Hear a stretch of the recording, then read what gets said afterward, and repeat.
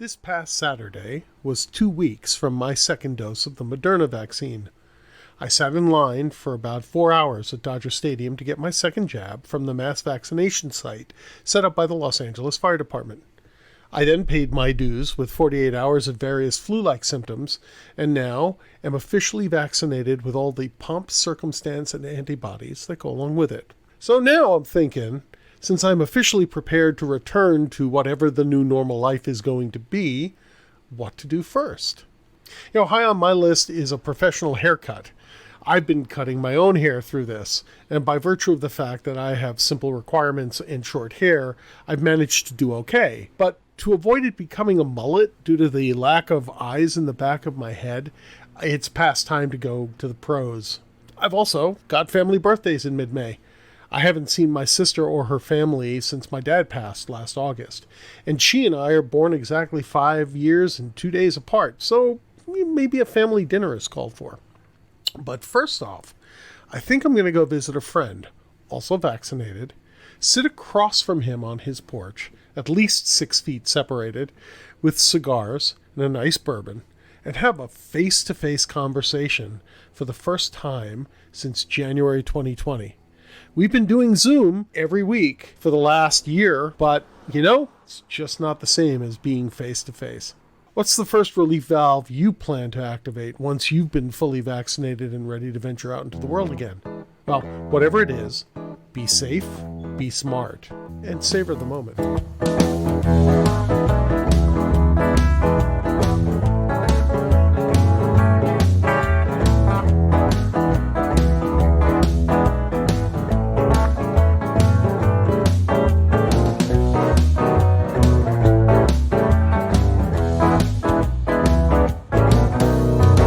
My guest today is Al Pimentel. Al grew up in a family of musicians. By age 12, music became his passion, and he decided he wanted a career in the music industry. So, through high school, he performed in several small venues from Santa Monica to Venice Beach and started teaching part-time during the summer. He completed his formal musical studies at Camino College, where he studied both jazz and classical saxophone. Besides teaching, he can also be found playing not just jazz, but other popular styles of music all over Los Angeles. Al, welcome to the podcast. Hello. It's great to be here. Why don't you tell the listeners a little bit about what you do and how long you've been doing it, your training, that kind of thing. Okay. So by day, I'm a music teacher. And before the pandemic, by night, I would do rehearsals with different kinds of bands, pretty much all genres. I was lucky enough to be a very wanted saxophonist for anyone from singer-songwriter to rock, jazz, and it was great. It was great. That's pretty much what I do, music. Okay.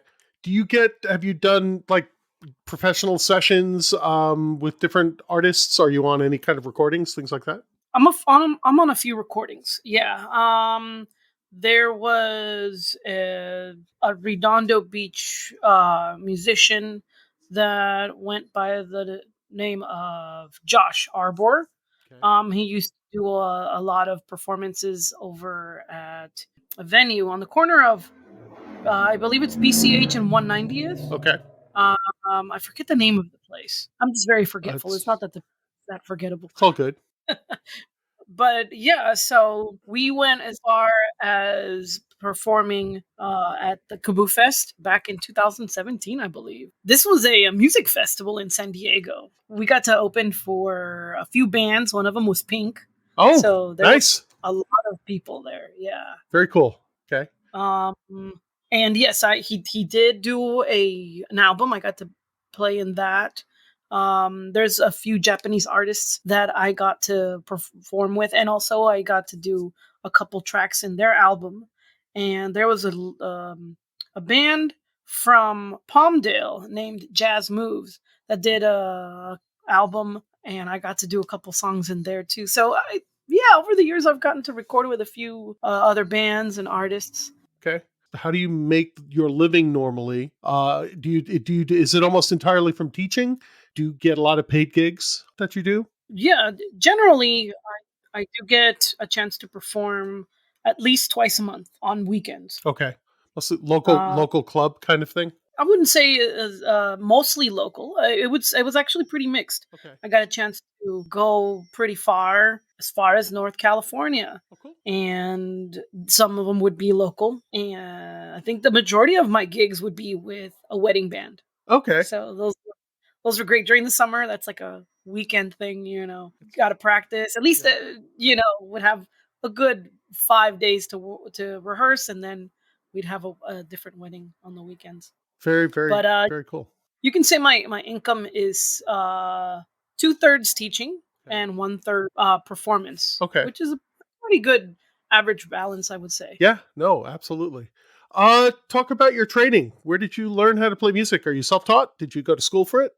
I did go to school for it. I started as a second grader. The saxophone just looked like like something cool to learn. I had no idea what it entailed and how much work it was going to be. Yeah. The only reason I picked it was because ever since I was little, I was very stubborn, and the band director said, "Hey, you're kind of small to play that. You should try a smaller instrument." And I said, "What? You just said I can't physically do this? I will prove you wrong, mister." Well, I mean, I probably didn't say it exactly that way, but that was my intention. I was just very upset that he said I couldn't do something. And I always joke around with my friends. I wish somebody would have said that there was no way I could be a surgeon. I would probably be a surgeon if somebody had said that. Yeah. So, So you yeah, were what, 7? So that means you were what, 7 years old when you picked up your first I was saxophone? 8 years old. 8 years old. Yeah. I've always been about, I don't know, somewhere around second grade. I was a year older than my grade, and that was a long story. Had to do with my parents traveling and all that stuff, and me not starting school at the right time. Yeah. So, due to That's that. that's cool. I've got this vision in my head of Al wearing a saxophone as an 8-year-old, wearing the strap and the saxophone just kind of like pulling you to the ground, bent over. You're pretty much correct. I was no way tall enough to play the saxophone. It probably looked like a tiny Barry sax Yeah, at that's the height I was at the time. that's funny. Very funny. Okay, so life was doing its thing, and then the pandemic came along, right? It's a little more than a year ago, and shut everything down. How did that change life? Well, at first, okay. First thing that happened is no more gigs. Yeah. So that was, yeah, it was a little sad. Yeah. There was a few things that had been lined up, other things that I was waiting for to happen, and then poof, nothing. Uh, you could say the teaching kind of slowed down a lot, Yeah. and schools. I teach at a private school in Torrance. That was like, we have to close that. And then some people were a little bit hesitant to do the online private lessons. Right. So I had a good 2 weeks, 2.5 weeks where things slowed down a lot. And I, I took it as a blessing because I work a lot. I mean, talking Monday through Saturday, Yeah. where I'm teaching or gigging, and I at least got a chance to recharge and figure out what I was going to do. So Okay. after that time period, people were like, "Okay, we're bored. We want to go back to the lessons, even if it's online." And some people even still ask me, "Well, you could still come to our house and we could do the lesson outside." And I was like, "Well, no, because people will find out I'm doing this, and then it'll be out of control. So Yeah. I'll stick to online teaching. This is Okay. how we're gonna do." How complicated was adapting to online teaching for you? The one-on-one lessons were pretty easy to figure out.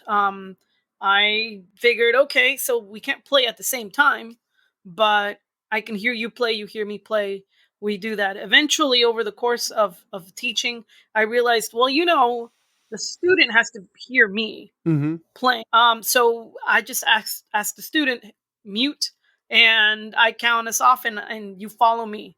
So we were able to play together that way, and a lot of my students were getting a lot of it again Okay. because now they could hear me play along with me, and things you could say were at least at 75% efficiency, Okay. instead of half, which was what it felt like every time I had to play something and then the student had to play it. Yeah. And there was nothing for them to go along in case they needed to play and be able to follow something. Okay. So How about do you do is there like group kind of stuff anymore? Do you do groups on video conferencing? How does that work? oh yeah, so because in Redondo the fifth grade band program was temporarily shut down, me and my wife were asked to do something similar. So yeah, we had to do that at first. The first few weeks were a little difficult because you have to teach kids that had never picked up an instrument before how to do it. You can't adjust them, you can't show Right. them, face to face. So we just thought on our, you could say, think on your feet kind of a thing, Yeah. right? We just figured and tried different things, and then stuff started to work out. We then asked Allison to help us out because we needed another person to assist us Yeah. while we were teaching and handling paperwork, updating lesson plans and all that, Yeah. and uploading assignments in the middle of class. So having the third person assisting us just made a huge difference. Cool. So yeah, and then I'm still running the community jazz band End Time, Okay. and that has its own process. It's different.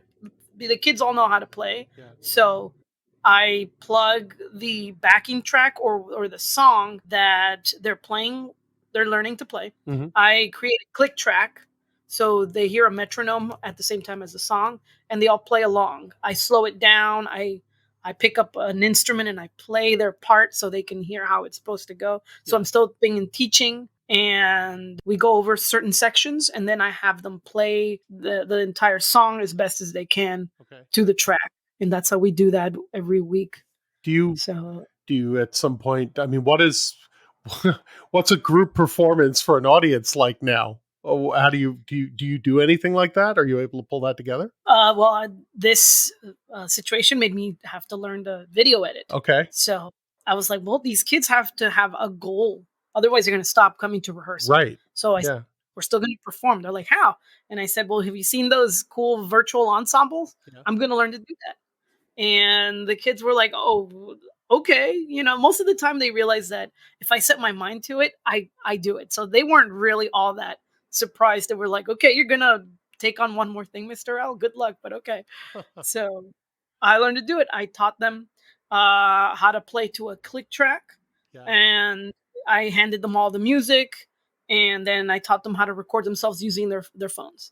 And Okay. they all submitted their videos of their parts, and I learned how to put it together. And we had a Christmas performance that way. We then did I have another performance earlier on in February where the jazz band did a thing. Yeah. I'm currently working on another performance for end of May of music from The Greatest Showman, Oh, cool. and Okay. that's that I believe we have about 50 or more kids practicing to perform this. So this is going to be the biggest virtual ensemble I've ever done. It's Wow. going to be 50 people How, on the screen. how do you synchronize them? Like in the movie business, they call it a clapperboard, right? And everybody's seen one in TV where they clap the sticks together and they use that to synchronize the sound to the film. Actually, Right. how do you do that with 50 kids who are do they all start at the beginning of the song and then sit there silently, during the other players' parts until they hit their part, so that everybody is starting at the same point to synchronize it, or do you have to do some kind of magic? Well, yes. Mostly they as long as they follow the directions, it works out and it's less work for me. So yes, I ask them to clap once, right with them. There's a metronome count off. It's going click, click, Yeah. click, click, click, click. If they clap in one of those first two clicks, I line their action to the audio, Okay. and that's how I combine it. But of course, they're just filming themselves with their phone, Right. so their video and audio is already synchronized. I use the Right. clap, Right. Yeah. No, I'm right? thinking more about how, because I've wondered about this watching, like when they do it on big TV shows, also how they are able to get all of these musicians synchronized in a way so that the track starts at the same place every time, right? So, like in the case of this podcast, when I'm done talking with you and we download it, I will get two audio files that are exactly the same length, right?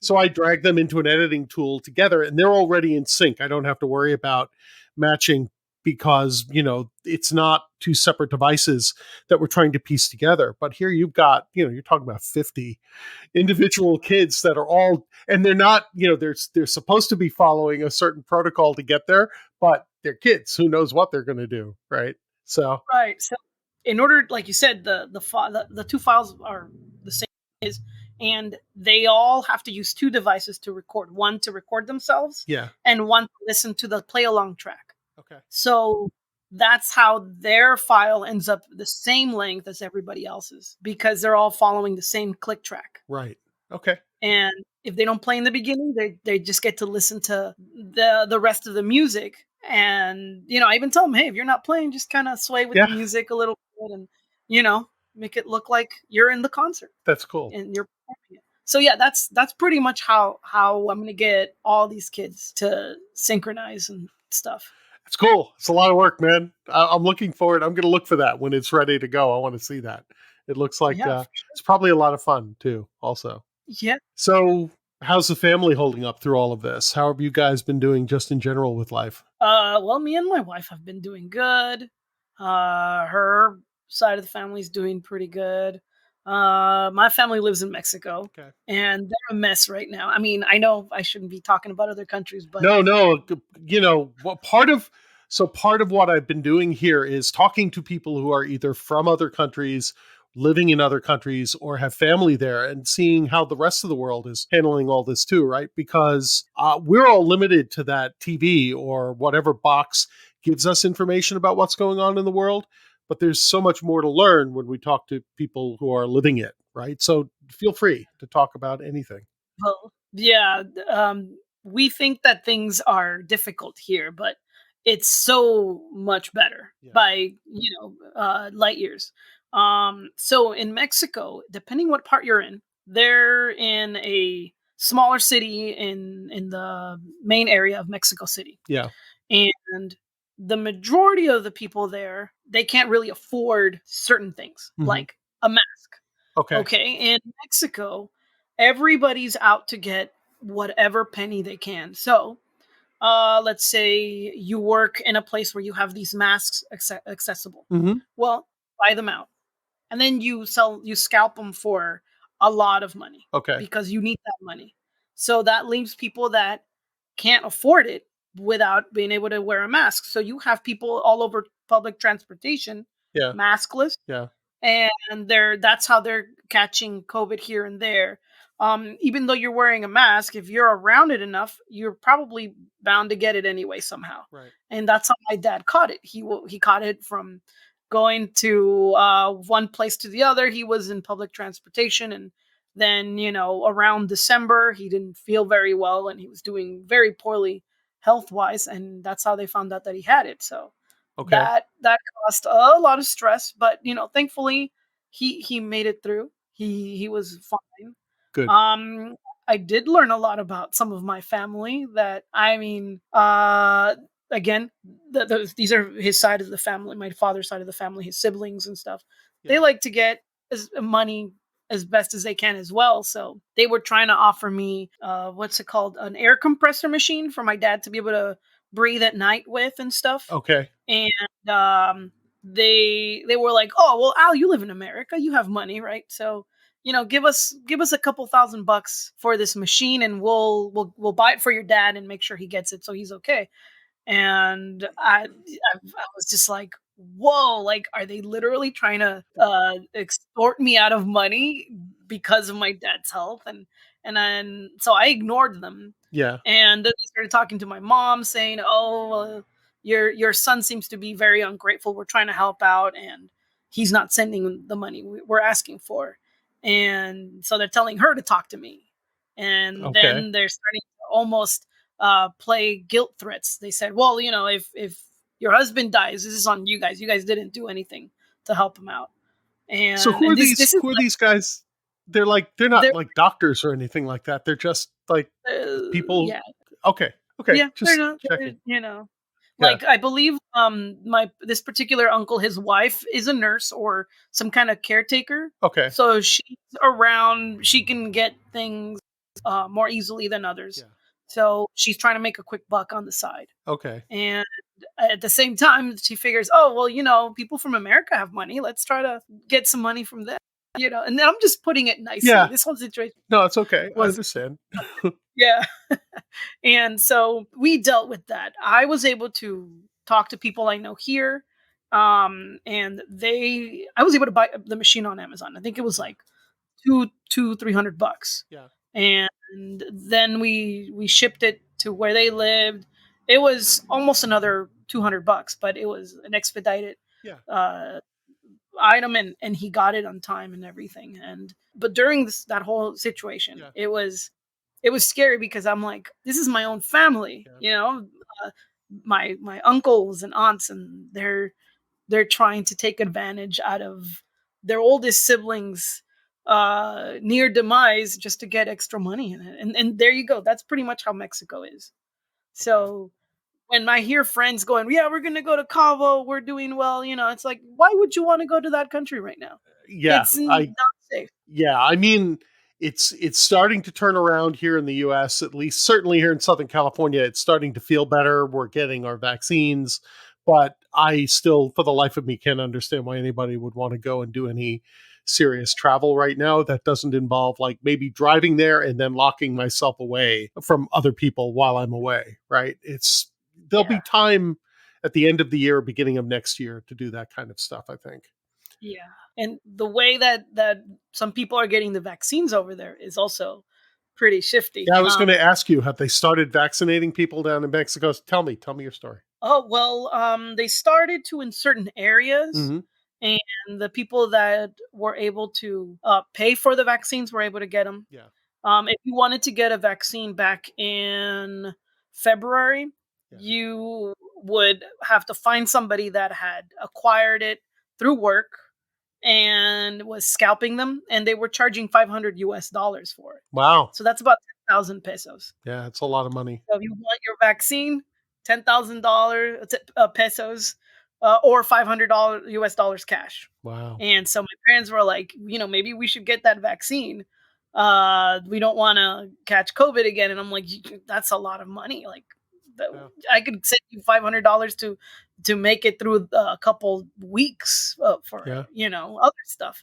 yeah. So they finally started to vaccinate in their area, and it seems like things are going well. I believe my mom just got her first vaccine, and she didn't have to pay Okay. for it, thankfully. Okay. But Okay. that's pretty much the situation. And if the government hasn't set up a post for you to get vaccines, there's people that will go to wherever they're vaccinating, and Yeah. they acquire it, and then they drive across town to sell it for tons and tons of money. So it's a free for all. It's crazy. That's It's crazy, yeah. Is the government at least organized the way we are where they've classified different people who goes first and who comes later and they're doing it legitimately? I you hear stories about government corruption as well, right? So can you take that Yeah. money and go find yourself a nice government official to take care of you before you're eligible? Oh yeah, that's exactly what's been going on. Yeah. They are trying to do that system, Yeah. same as they're doing here in Europe, but you have the people with money, and they're like, hey, here's some money, vaccinate my company, vaccinate my family, Yeah. and that's how it started. Well, at least they're starting to vaccinate people. Are they doing it at a reasonable enough clip that they'll be able to get through the population in a relatively reasonable period of time, or is it going to take a very long time? I think it might take a while. It's there's still a lot of people not believing it's safe. Oh, okay. Yeah, even my parents, I had to talk them into doing it. So Yeah. yeah, It happened all very quickly, so I can understand. I understand why people are concerned about it. Um, I'm a technology guy, and so I see this moment in history as literally a historic moment of the convergence of a lot of technology and a lot of knowledge all at one time that got us a vaccine as quickly as we did, right? cheap supercomputers, which are available to us. Decades of development of things like CRISPR, which is a tool they use for editing genes, right, for doing genetic modification. Having a map of the human genome available to them when this hit, it just the things that would have normally taken 10 years to do before they could begin developing the vaccine were done in weeks because all of that was available. And I think we just hit that magic moment in history where some of our technology caught up with some of our knowledge and we were able to get it done faster. But I totally get why people look at it and go, well, why is it with the last one? The one people have used with me a lot is HIV. Well, why is it we still don't have an HIV vaccine? And I'm like, well, first of all, they're different, right? One is not spreading by air around the world as quickly. And at this point, because they've developed the medications to control HIV, there's no incentive anymore to come up urgently with a vaccine, right? Because now the drug companies get their money, and that's a whole different podcast. Anyway, how are you feeling about the next 6 months? I mean, LA County's in the orange, which is cool, right? Things are beginning to open up for us. I'm a little scared about spring break and what that's going to result in, but how are you feeling about it? What are you seeing in your world? Okay, well, seeing how things were last spring break and last summer, I think we're going to have a repeat. They're going to allow us to go out of the house. Yeah. And then as soon as spring break's over, they're going to probably bring us back down another color or two and punish us for a little bit. Summer's going to happen. Yeah. And they're going to let us out, and then we're going to be back indoors for a while. That's the way I see it. Okay. Thing is, because we're in a county that is so diverse, you have some cities within the county that are doing their best to follow the rules and not take advantage of the situation. Mm-hmm. And then you have other cities within the county that are like, oh, no, we have our right to do what we want. Yeah, I live west towards the ocean, and a couple of those cities are around me, I'm afraid. So I understand what that's like. How about the vaccine, though, as a play into this? Do you think that's going to make it easier? It's going to make it shorter? I mean, I don't know. You're young. Have you gotten into the vaccines yet? Or for you? I got both of my vaccines already. Oh, there you go. Being a teacher, I was able to get that opportunity, and the wife and I, we got on top of that. We want to make sure that there's only so much we can do to fix the situation, and whatever little we can, which would be getting vaccinated, we went for it. So we want to be, even if it's part of a small solution, we're part of it instead of the problem. Cool.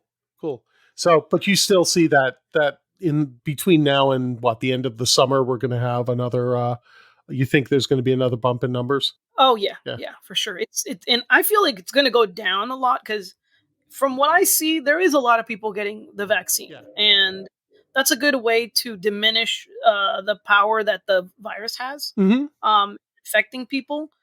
But we probably might spike after a huge drop. It'll probably spike, not as bad as it used to be. But maybe halfway. The percentage is still going to be pretty bad. But at least it'll be less people overall.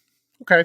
What are you looking forward to the most when the world reopens again? Performing live. I got to do a wedding where my understanding was everybody that was physically in the wedding were all vaccinated. Okay. And they were only able to hire one musician, so that was me. I had backing tracks to play along to and all that, and people were paying attention. Usually, when you're playing at a wedding, they're sitting at their tables, they're having their refreshments and appetizers, and they're talking and they're enjoying the music's background. But this time around, I was playing. People were watching. They were quiet. You could hear pin drop amongst the music I was playing on my saxophone. And that was quite an experience. I was like, whoa, people they're clapping, and that's awesome. Wow. So it was a rush. When I got home, I told my wife, wow, that was an amazing experience. I want to be able to do that again, Very cool. So that's what I'm looking forward to, playing live. Yeah. Cool. What can we plug for you on the show here? You got a website? What have you got? I don't know. Honestly, I'm so blessed right now. The only plug is, I work at Sunset Learning Center. Okay. We can always use more students for the other teachers. Okay. So, go check them out. They're great. They've taken care of me really well, and they've recently hired Allison as well. They're going to Yeah. take care of her. It's good. So there you go. Awesome. Al, thanks for taking the time to talk to me today. Yeah, my pleasure.